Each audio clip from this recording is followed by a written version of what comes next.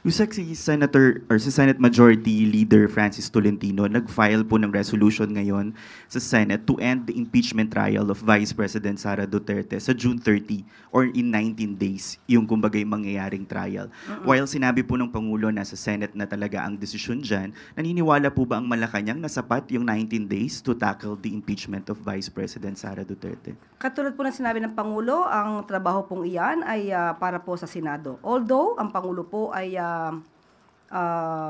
naniniwala po na dapat alamin sa bawat public servant, katulad namin, ang patungkol sa transparency and accountability.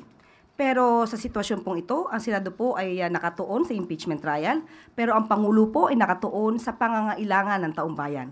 So hayaan na lang po natin ang Senado ang magsagawa ng kanilang trabaho at let the process take its course.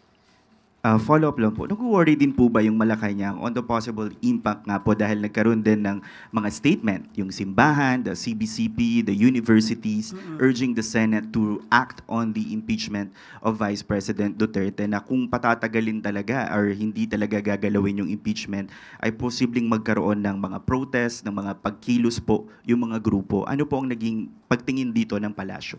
May kanya-kanya po talagang paniniwala, may kanya-kanyang opinyon, ang bawat grupo, ang bawat tao. Katulad po ng sinabi natin, ang public servant dapat po talaga ay mayroong accountability, may transparency.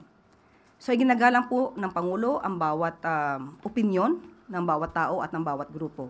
Pero muli, ang Pangulo, ang pagtutuunan po talaga ay ang pagtatrabaho para sa taong bayan.